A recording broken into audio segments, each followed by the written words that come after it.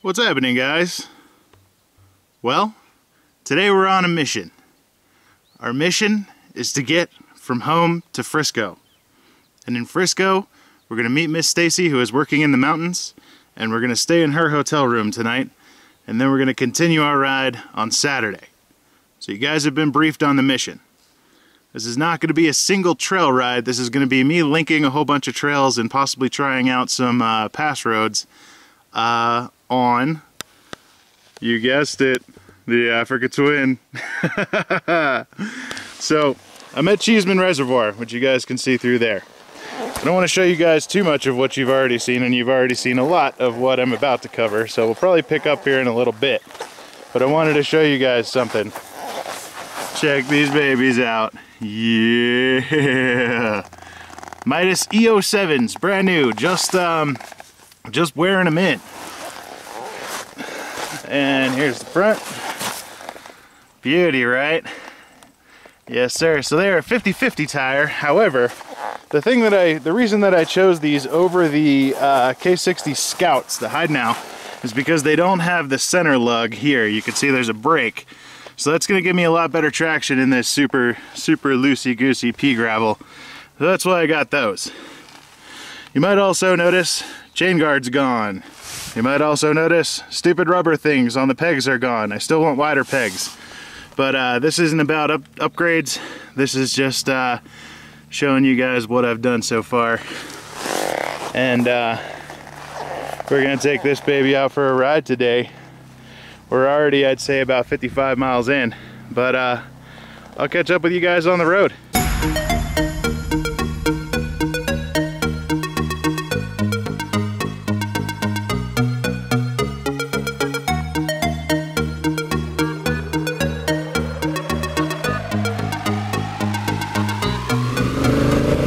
So I wanted to show you guys a little bit of the Africa Twins, like, sort of Jeep Trail prowess.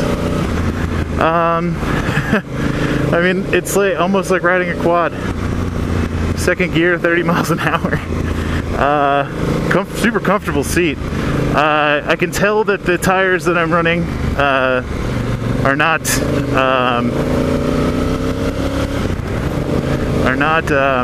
scrubbed in yet. They're a little slippery. I'm also running them at street pressure. So, well, I'm running it. Actually, here's time for CDS to admit a little bit of fault. I did not check the tire pressure when I got them back from the shop. So I'm running them at whatever the guy at the shop thought I needed to be running them at. Yeah, I know that's a dumb move. Feel free to give me crap, but this thing is doing great. I mean, it's not bad. It's you know, it slides out a little bit, but much better than it was with the stock Dunlops, which were still quite impressive for what they were, street tires. But yeah, I mean, I'm having absolutely no problem. By no means going slow or pussyfooting. I'm still a little iffy on the super sharp washboardy corners, just cause it's a much larger bike than I'm used to, and you know, Xena can throw down and wrap out, and D606s and different things. I'm not forming thoughts very well right now because I'm just having too much fun. Whoa. But yeah, I mean, you can go second gear almost all the way down to 10 miles an hour, all the way up to like 40. So it's like, all right, here we go, mud. Ew. So it's like second gear is sort of trail gear. I mean, I've been going between second and third. But I'm also riding in wussy mode, wussy traction control mode number 2, and that has been helping me out. I gotta be honest with you guys, this bike is much larger, much faster than I'm used to with Xena. It's got so much more power. It's ridiculous. So I'm gonna use those modes to my advantage and have them handicap me a little bit so that I'm safe, you know, and I've been playing with them. You know, 3 is way too much. You know, if you hit a washboard, you don't even get any power. 2 seems to be perfect. 1 seems to be almost like 0.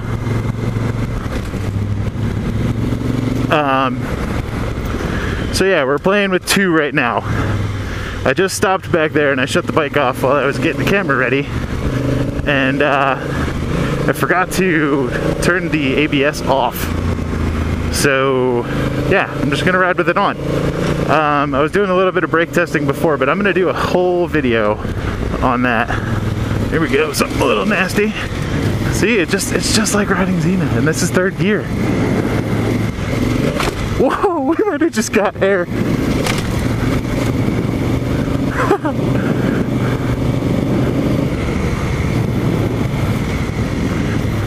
See, I think my problem with this bike, you need to go back down into 2nd gear. My problem with this bike is that this bike goes way fast. And it has the power to go fast. So I need to retrain my brain that it's not grab a fistful of throttle and you only get, you know, 15 miles an hour and a whole lot of loud noise. Because that's totally what I'm expecting right now.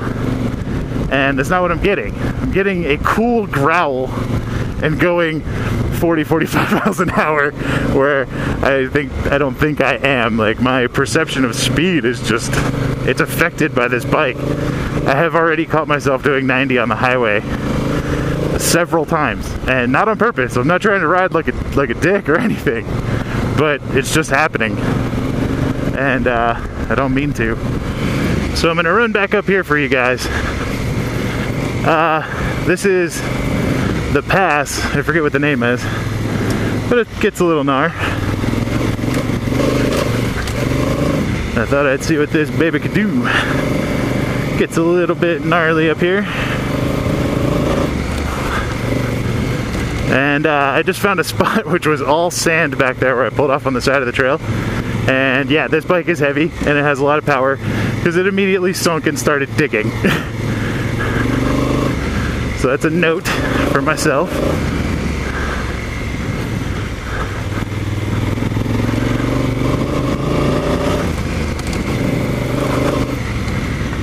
Alright, so here we go. Oop.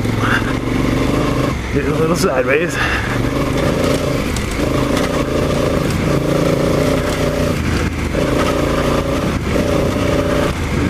And we're just gonna cruise all the way up to the top. Feels great. I mean, the power is good, the suspension's great. Oh, traction control messing with me now. Whoa.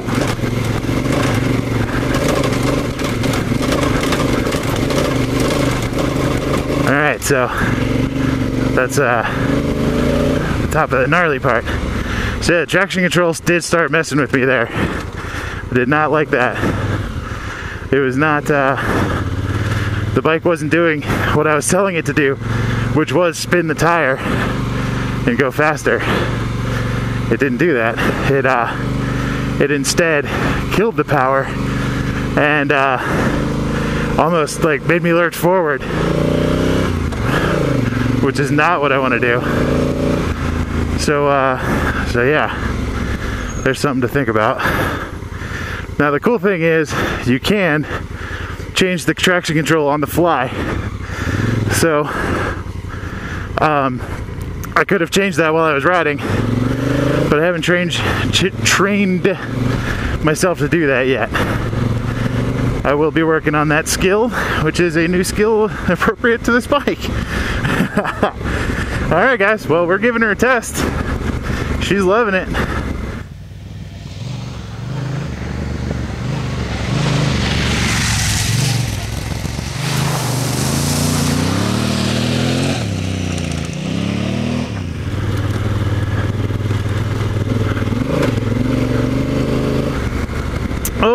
So we have not been back here for quite a long time.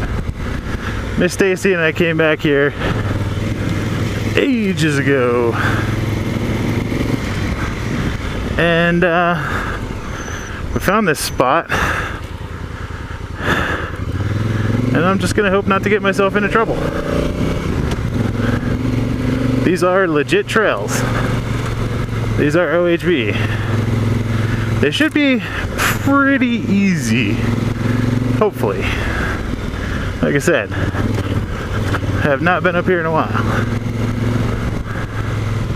Last time I was here, they were relatively easy. Mrs.Stacey and I had fun putting around on them.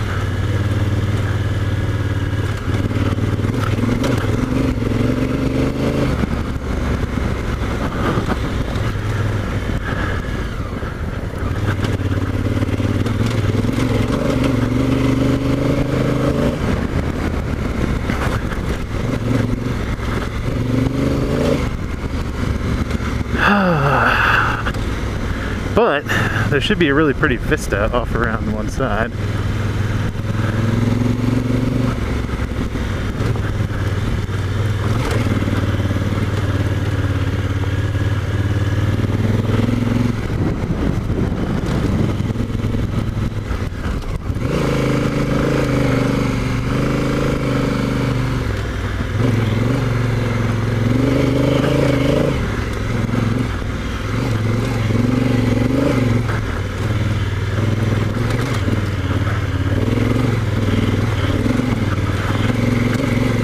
Yeah, buddy.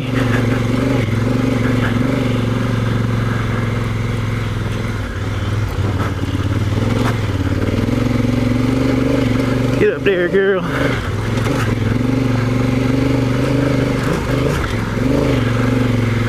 Taking the dirt bike path.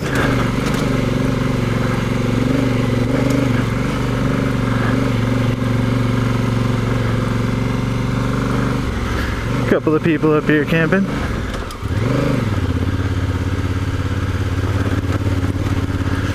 So yes, I am still taking it easy, and I'm going to take it very easy because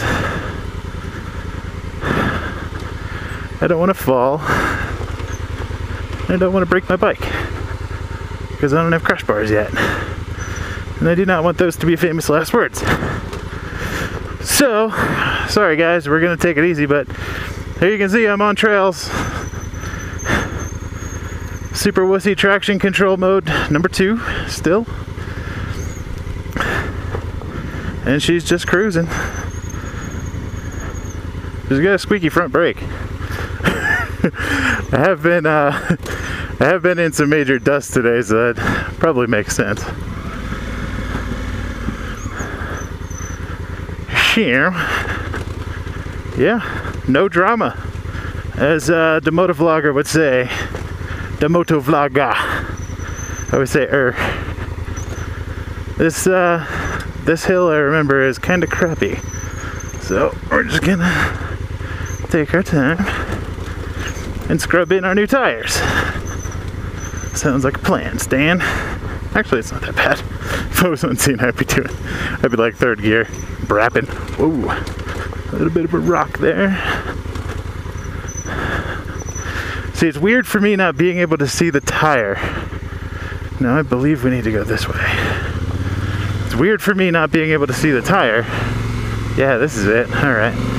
So there should be a beautiful view up here. Off to the left-hand side. It's weird for me not to be able to see the front tire because I know you're not supposed to look at it, but I do. And,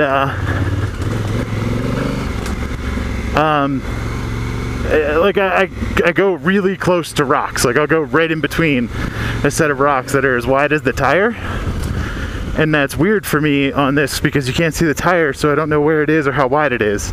So it's a little disconcerting. If you guys are coming from a small enduro bike to a big bike like this, that was one thing you'll probably notice. So yeah, off up that way is 285 and Jefferson, Colorado, and on past Jefferson, Colorado is Fairplay, and then just past Fairplay is a little tiny place called South Park. If you guys are fans of South Park, Colorado, that is indeed the town that it was based off of, even though it's not really a town. It was an old mining community, but the creators of South Park lived in Colorado and they knew about that place and they based it off of there.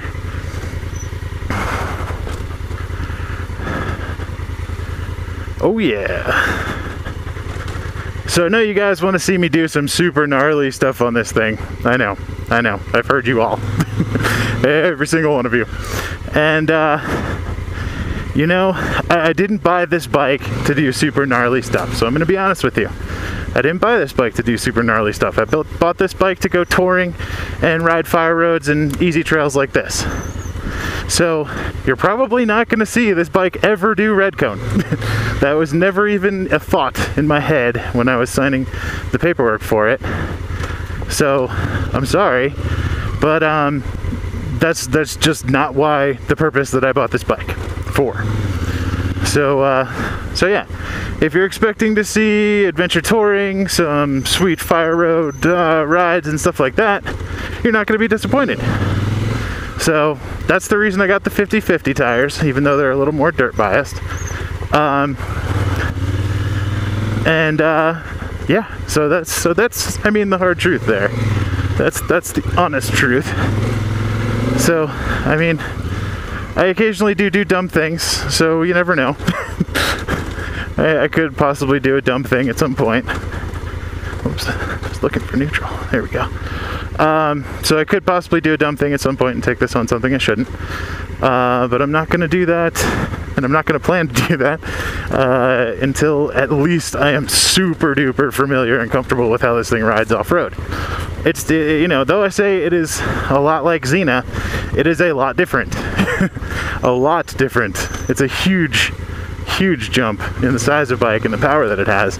And off-road, the handling is just completely different. So it's comfortable and it feels very capable is what I mean when I compare it to Xena.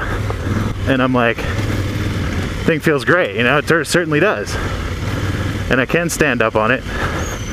And I can, you know, feel like I could jump the whoops easily. I think I got some air earlier. But you know, in saying all that, you gotta be realistic. And that's what I'm trying to do, is be realistic. Ooh, this would not be fun to come back up. No, there's one more nasty downhill, I think. It's right over here.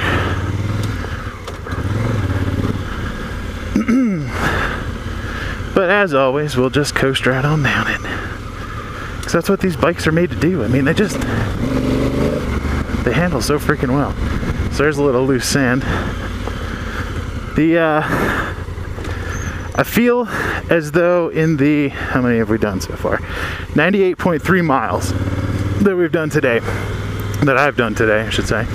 I feel like these Mitases should be getting to the point where they're pretty scrubbed.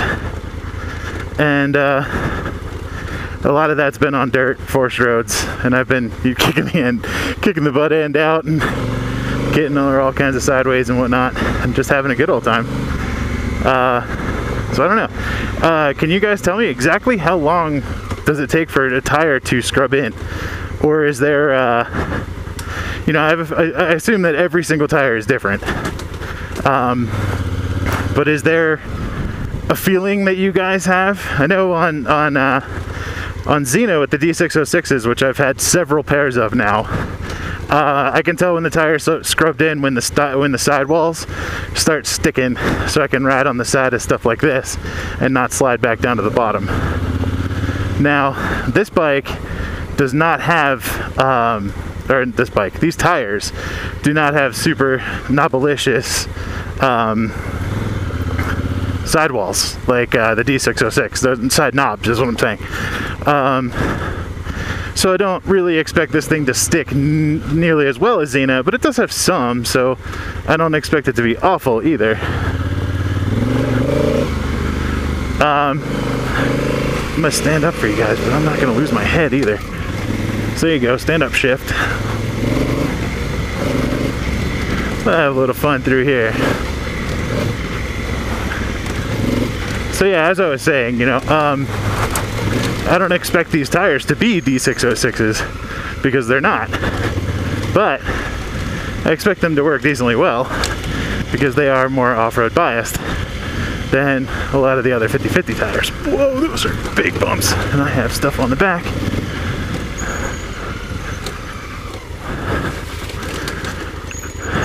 Little rocky patch. Excuse me. Just gonna come right on through here. Just got a mountain bike.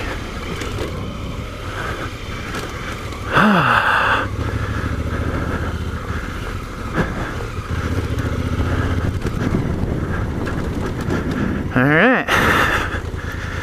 Now, that goes, that's a dead end. That goes nowhere. So we ain't going that way. We're gonna go down here to a little water crossing.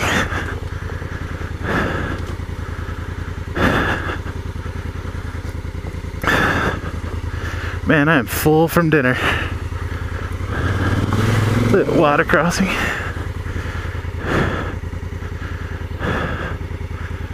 Is that closed now? Damn. So we're gonna take a ride over there, but do you guys recognize that hill? That hill, I thought it was legal trail, but I guess not. That's one of the hills from, is the DRZ powered full enough for you? And another video that I stole it from for that purpose. So, that below is one of my little plans. My little plan was to ride up that hill on this. It's not a very steep hill, but still it's loose, and it would be a good showing of these tires. And again, with these tires running at street pressure, I don't know how good they are. I mean, they grip decently well. I mean, I can get moving if I need to. And I'm happy with them. I just need to figure out... Whoa. I think I just found the bottom of the suspension for the first time.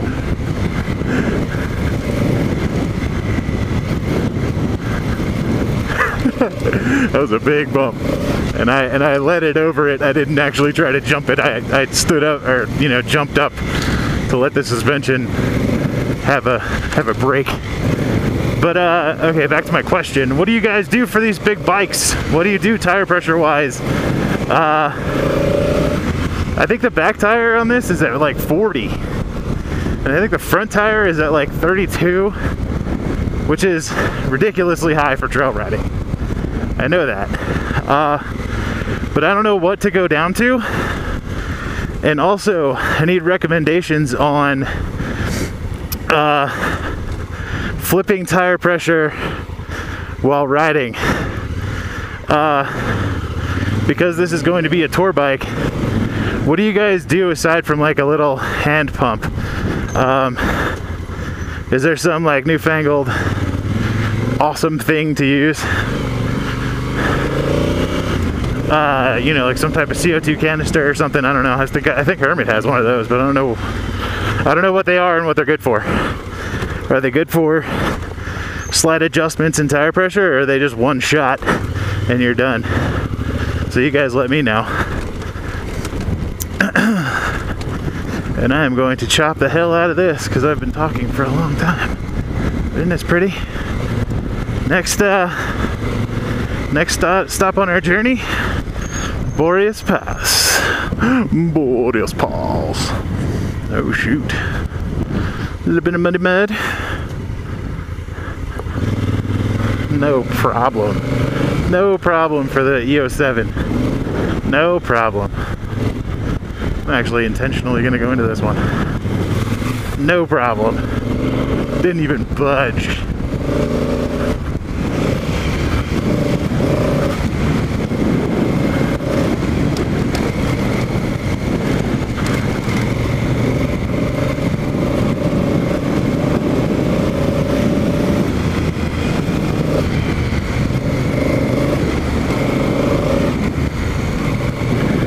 Oh man, I haven't seen this rock formation in a while. This thing's pretty. Super pretty. So far, 100 miles in on the Mitas E-07s, I am 2 thumbs up. These tires are awesome. I doubt they're even scrubbed in yet. I don't know, maybe. But I'm a happy camper. Africa Twin, super happy camper.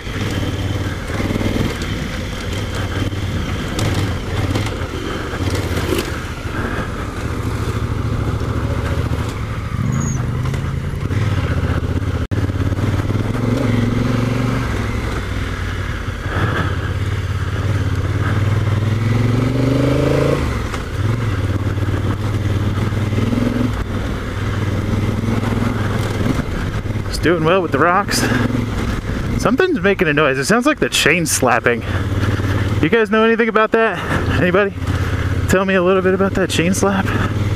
Is that bad? Is that not bad? The freaking service that I just had done said that they adjusted and lubed the chain, and I could see that they lubed it.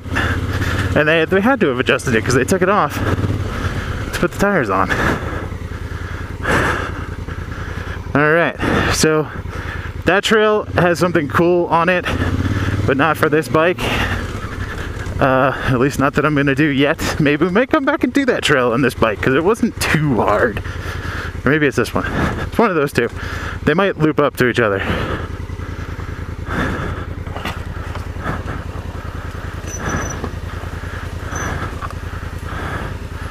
And a nice little water crossing.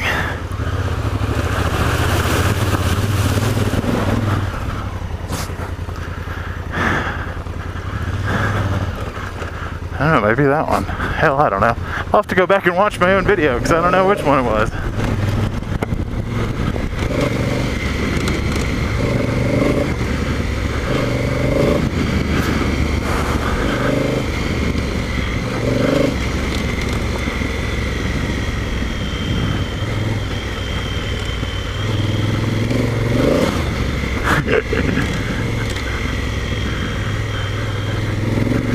I know you guys remember this spot. I went around this corner and went whee, and then fell down in that bush. Har har.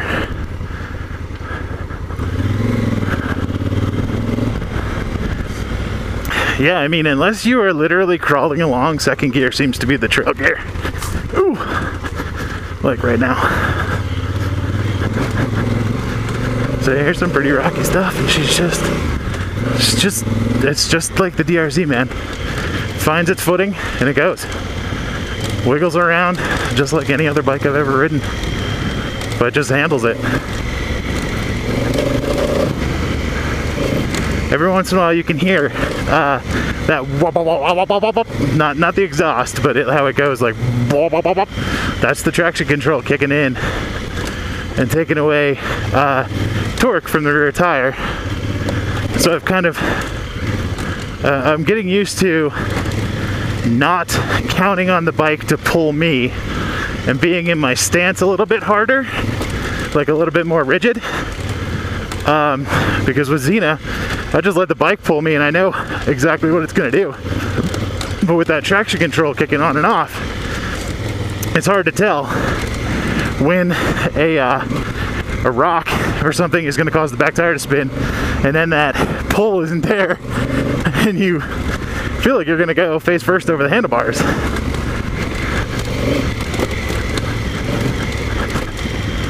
So yeah, I mean, this is pretty potholy, gnarly stuff. You hear it? It sounds like a boat motor. The blub blub blub blub blub blub. If you've ever been around speedboats, inboard motors. Blub blub blub. It's kind of cool. But once I get used to it, we'll be turning that off.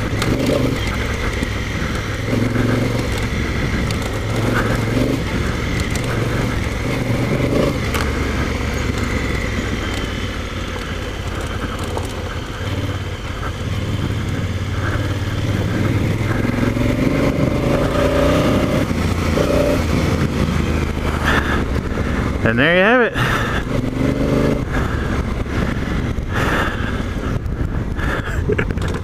This is something that I thought was hard on the DRZ when I was a newbie. Oh, how little I knew. So we're not gonna pay.